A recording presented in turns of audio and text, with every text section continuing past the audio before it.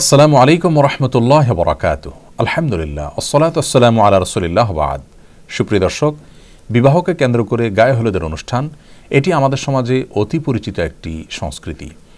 একজন মুসলিমের বিবাহে গায়ে হলুদ নামের কোনো অনুষ্ঠানের অনুষঙ্গ থাকা উচিত নাকি ইসলামের দৃষ্টিকোণ থেকে এটি নাজায়েজ, সে বিষয়টি আজ আমরা ব্যাখ্যা করার চেষ্টা করব ইনশাআল্লাহ বিইذনিল্লাহ। বরকনের গায়ে বিবাহের সময় কেন হলুদ মাখা হয়, এই গায়ে হলুদ অনুষ্ঠানের গোড়ার ইতিহাসই বা কী, সে বিষয়টি আমরা জানার চেষ্টা করেছি। যেটুকু জানতে পেরেছি তা হলো, কলকাতার দৈনিক আনন্দবাজার 16 জানুয়ারি 2019 বিষয়ে একটি প্রতিবেদন প্রকাশ করেছে, যার শিরোনাম হলো বিয়ের রীতিতে গায়ে হলুদের চল কেন এলো জানেন।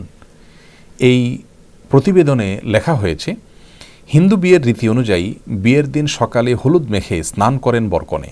পুরাণেও হিন্দু বিয়ের রীতিতে হলুদের চল ছিল। এই প্রতিবেদনে আরও লেখা হয়েছে, পুরাণ ও শাস্ত্রবিদ পূর্বা সেন গুপ্তা তিনি বলেছেন, এটা বৈদিক আচরণ নয়। বেশ কিছু উপকারী দিকের কথা ভেবেই হলুদকে প্রাচীন কাল থেকেই বিবাহের অন্যতম উপকরণ হিসাবে মেনে চলেছি আমরা। অর্থাৎ হিন্দু ধর্মে বা হিন্দু সমাজে এটিকে অনেক উপকারী দিক মাথায় রেখে দীর্ঘদিন থেকে পালন করে আসছে মানুষ। এ বিষয়ে বাংলাপিডিয়া বলছে, বৈদিক যুগ থেকে ভারতীয় হিন্দু সমাজে গাত্রহরিদ্রা বা অধিবাস বিয়ের অনুষ্ঠানে অবশ্য পালনীয় শাস্ত্রাচার ও লোকাচার হিসাবে পালিত হয়ে এসেছে। বরকনের দাম্পত্য জীবনকে যে কোনো ধরনের অকল্যাণ ও অপশক্তির অনিষ্ট থেকে মুক্ত রাখার কামনা থেকেই এসব লোকাচার পালন করা হয়। এটি মূলত একটি মাঙ্গলিক অনুষ্ঠান। প্রিয় দর্শক, বিয়ের সময় গায়ে হলুদ বিষয়ে এ দুটি সূত্র থেকে যে তথ্য আমরা পেয়েছি সেটি একেবারেই পরিষ্কার, আর তা হলো যে এটি মূলত হিন্দুদের একটি সংস্কৃতি যা তাদের থেকে চলে এসেছে এবং এর পেছনে একটি বিশ্বাসগত দিক রয়েছে। তা হলো যে এর মাধ্যমে বরকনে নানা অমঙ্গল থেকে বেঁচে থাকতে পারে। হিন্দু ধর্মমতে বিভিন্ন প্রকার অপশক্তি আছে, সে সমস্ত অপশক্তির প্রভাবে মানুষ ক্ষতিগ্রস্ত হয়, সেগুলো থেকে বাঁচার জন্য তারা অনেক কাজ করে থাকেন, এটি তাদের ধর্মীয় বিশ্বাস। কিন্তু একজন মুসলিম কোন অবস্থাতে এ ধরনের কোনো অপশক্তিতে বিশ্বাস করবার কোনো সুযোগ নেই। ইসলামে এ ধরনের কোনো অপশক্তির কোনো স্থান নেই। সকল কল্যাণ অকল্যাণের একমাত্র মালিক আল্লাহ রাব্বুল আলামিন। আল্লাহর কাছে আশ্রয় চাওয়া ছাড়া এ জাতীয় কোনো বস্তু বা কোনো সংস্কৃতি, কোনো কালচার, এগুলোর মাধ্যমে একজন মুসলিম কোনো অবস্থাতেই কোনো তথাকথিত অপশক্তি থেকে বাঁচার চেষ্টা করার কোনো সুযোগ ইসলামে নেই।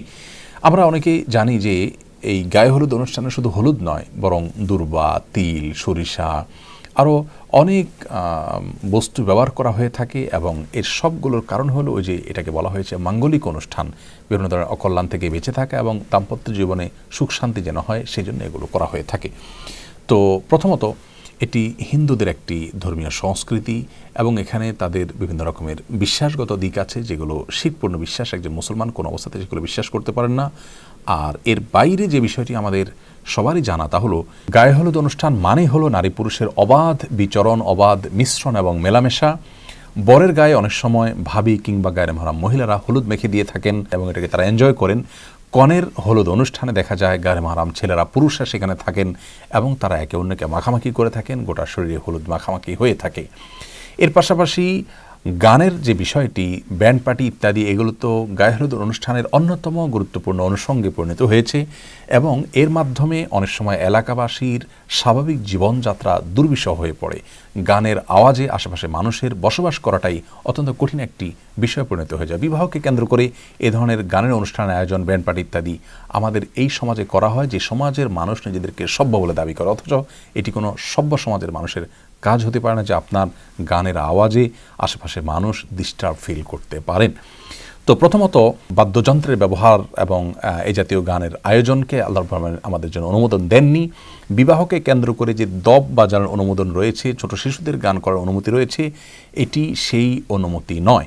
অর্থাৎ এই ব্যান্ড পার্টি করা এবং বড়রা নাচানাচি করা এবং সেখানে আপনার নানা রকমের মিউজিক্যাল ইনস্ট্রুমেন্ট ব্যবহার করা, এটি ইসলামের শরীয়তের দৃষ্টিকোণ থেকে কোনো অবস্থাতে জায়েজ নয়। সেই সাথে আপনার নারী পুরুষের যে অবাধ মেলামেশার বিষয়টি রয়েছে সেটি তো আছেই, আর তার চাইতেও বড় হলো যেখানে হিন্দু আইনি বিশ্বাস রয়েছে যার সঙ্গে একজন মুসলমান কখনো একাত্ম হতে পারেন না।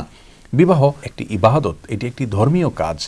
বিবাহের সময় আমরা চেষ্টা করি যে ইসলামী পদ্ধতিতে বিবাহটা শুদ্ধভাবে যেন সম্পাদিত হয়। তো সেই বিবাহকে কেন্দ্র করে যে সমস্ত আনুষ্ঠানিকতা আছে সেখানে যদি অনইসলামিক বা ইসলাম সমর্থন করেন এমন কোনো কাজ আমরা করি, তাহলে সেটি কোন অবস্থাতে একজন মুসলমানের জন্য জায়েজ হতে পারে না। অতএব আমাদেরকে সুস্থ শুদ্ধ সংস্কৃতির পথে ফিরে আসতে হবে। আর উদারতার নামে বা দেশীয় কালচারের নামে ভিন্ন ধর্মের সংস্কৃতিকে নিজেদের মধ্যে ধারণ করার কোনো সুযোগ থাকতে পারে না। আল্লাহ তাআলা আমাদের সকলকে বিষয়গুলো উপলব্ধি করার তৌফিক দান করুন। আসসালামু আলাইকুম ওয়া রাহমাতুল্লাহি ওয়া বারাকাতুহু।